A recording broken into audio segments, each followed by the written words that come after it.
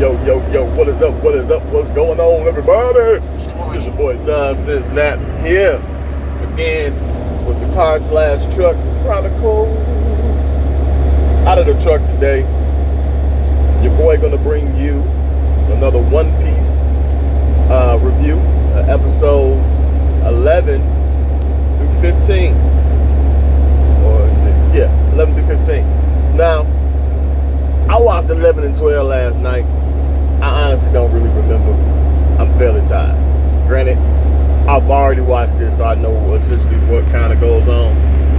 But before we get into 11 15, I did want to touch base on something else that I forgot to do in 5 through 10. So, with episodes 5 through 10, there was also a moment in time to where being on that island where Buggy was at, as far as the pirate.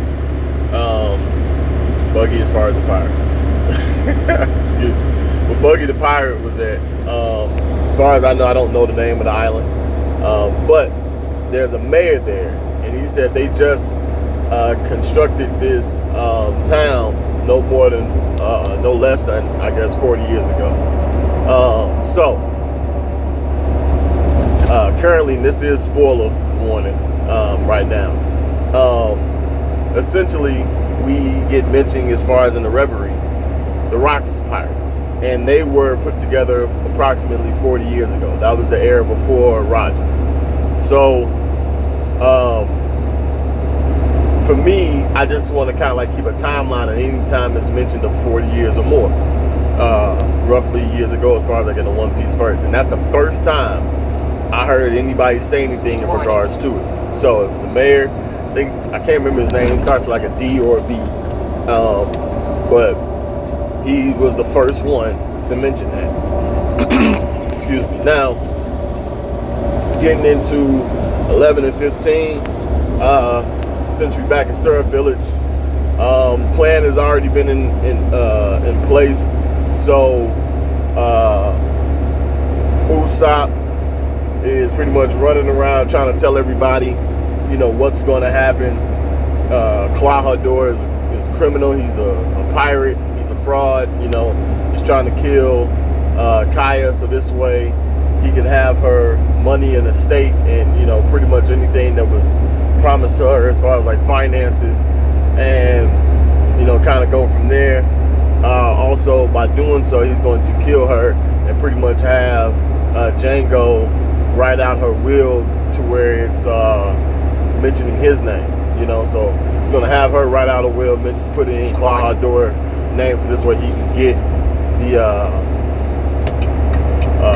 estate and pretty much money promised to Kaya from her parents, and kind of like go from there. So once that's done, then they're going to kill her, so essentially they can, you know, have the money. So again, decent plan as far as Klahadore to come up with.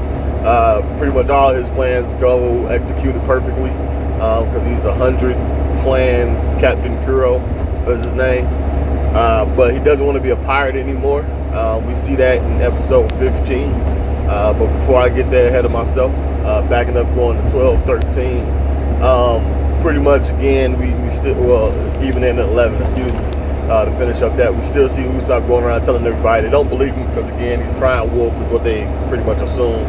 He actually goes to Kaya, he tells her the truth.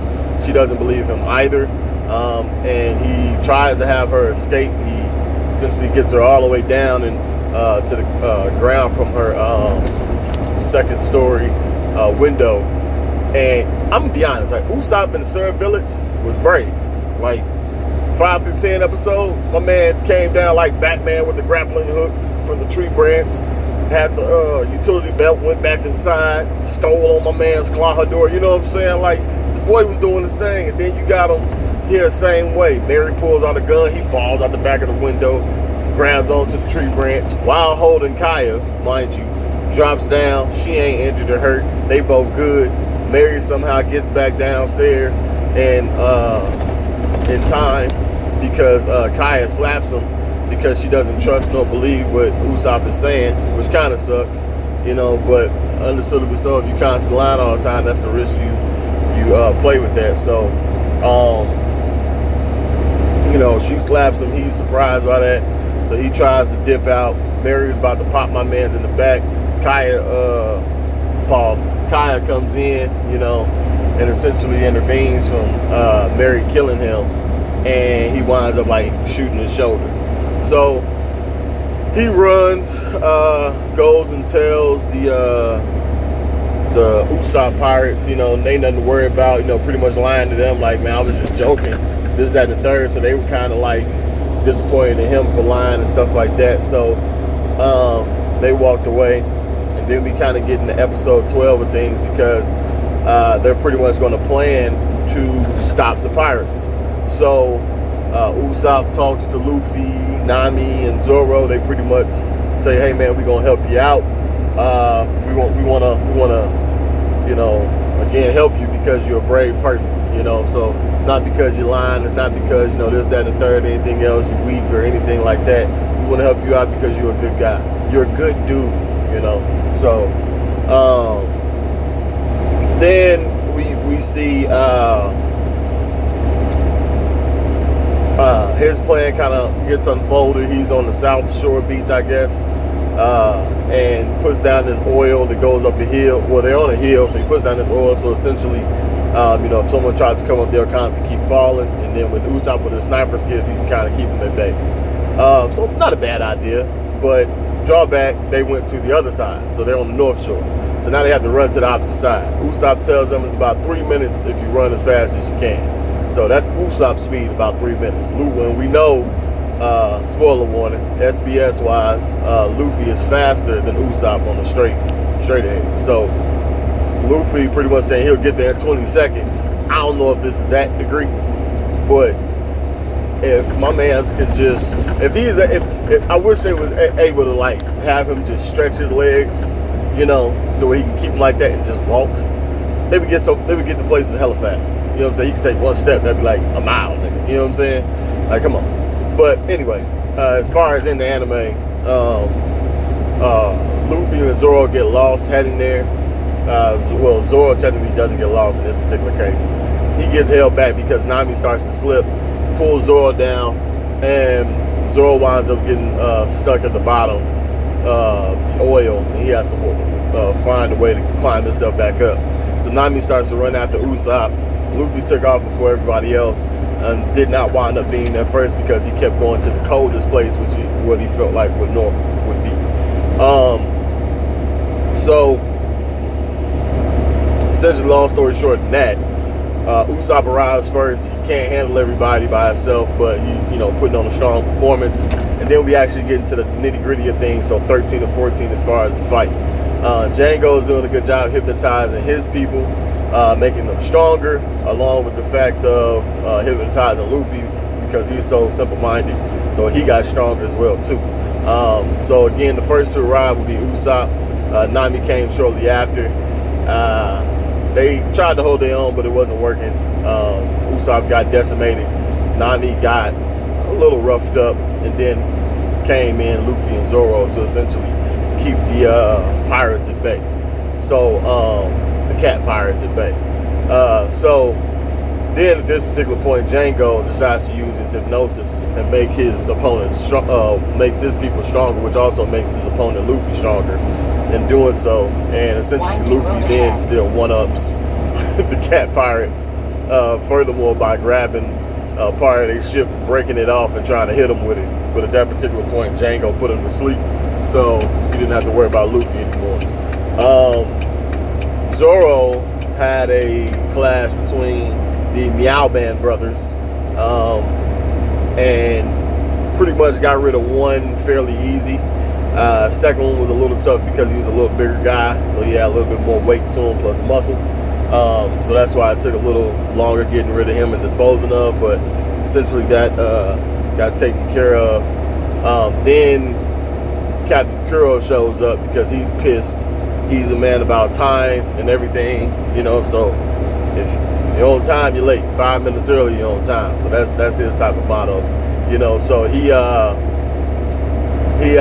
pretty much, shows up at the beach, pissed off, gave him 5 minutes to finish up everything there, in that 5 minutes, again, Zoro got rid of the Meow Band brothers.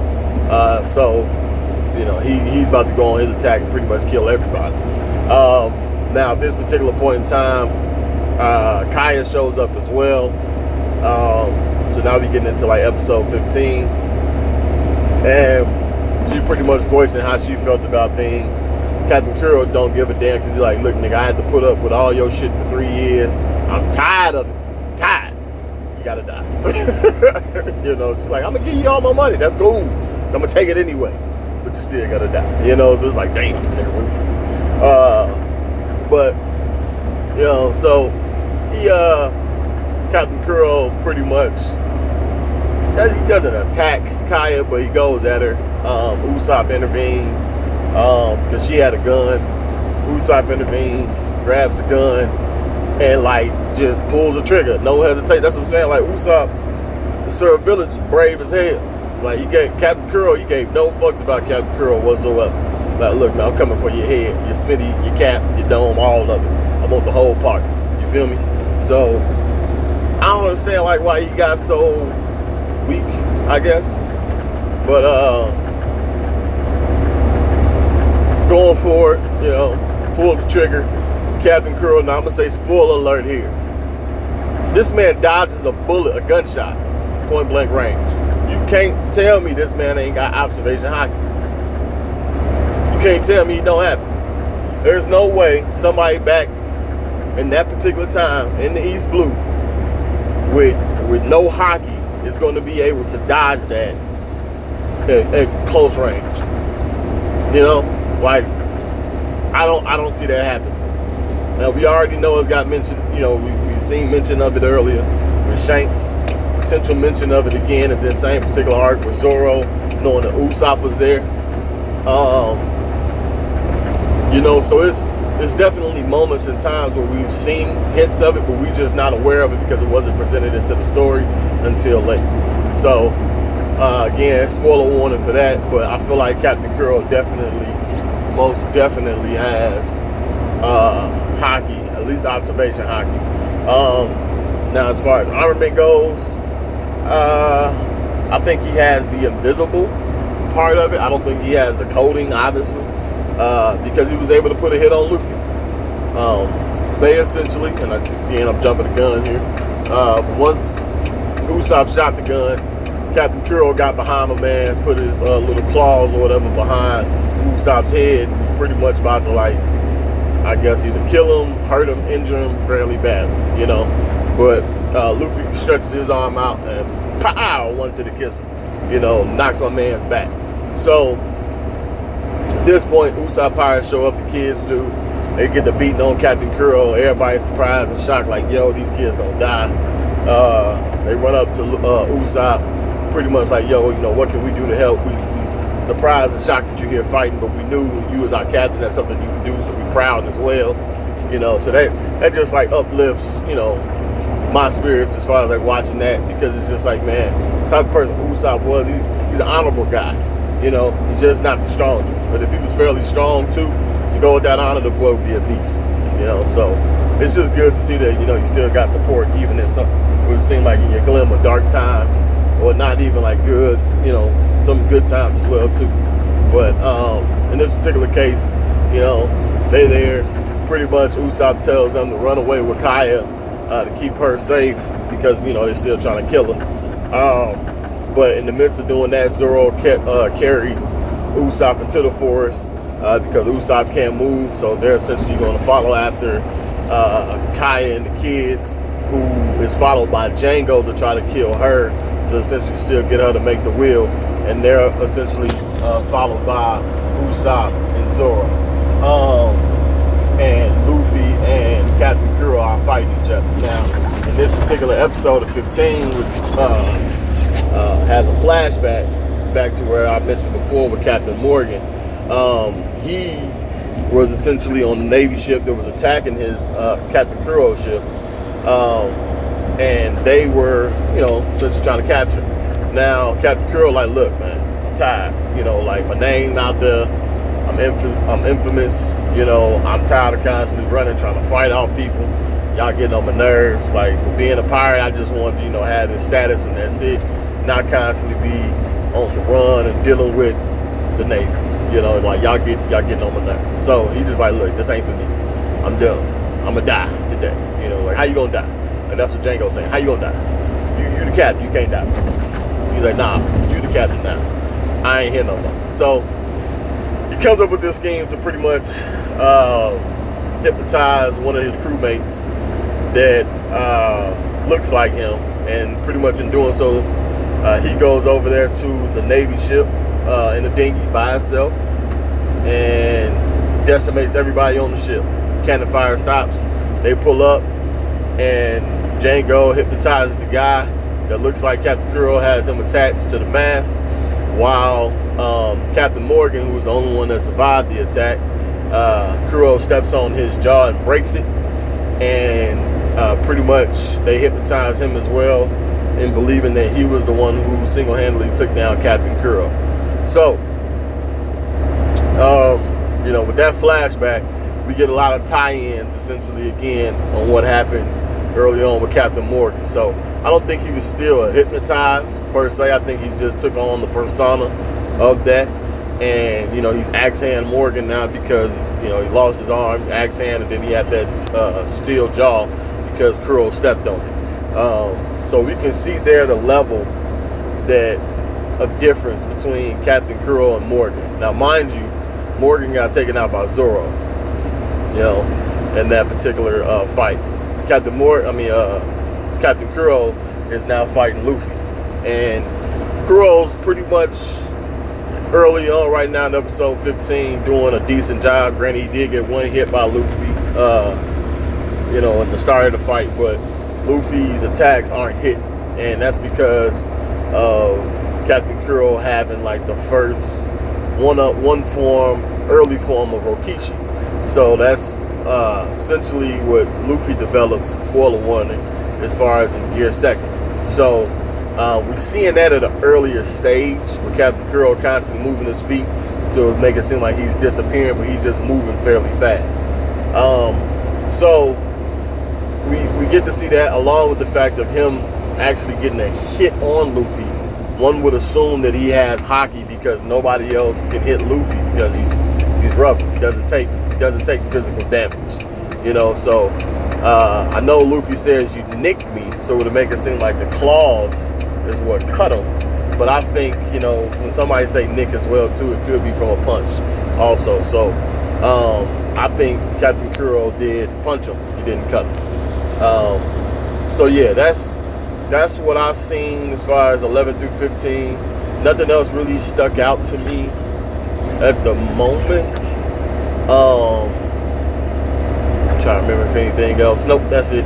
Nothing really else stuck out to me. But I'm gonna do 16 to 20 here, and look out for a review on that. If you guys saw anything in those episodes, let me know down below what you thought about the episodes, what you thought about the review. Obviously, you know, always looking for room of improvement. What else?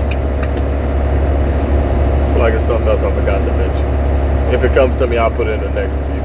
But yeah, no edit, boys. You know, we out here. So, yeah, man. Let me know down below what you guys thought. You can also check out the East Blue saga or arc, I guess. That's on Crunchyroll.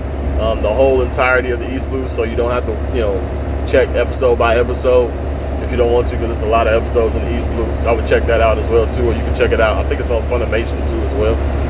So that's something to keep in mind. But yeah, you know, always remember, this is the channel that's going to bring you content, whether truth or lie. Show discernment to know if it's fact, but it's always fact because it's coming from Nonsense Now. All right, everybody be safe out there. Peace.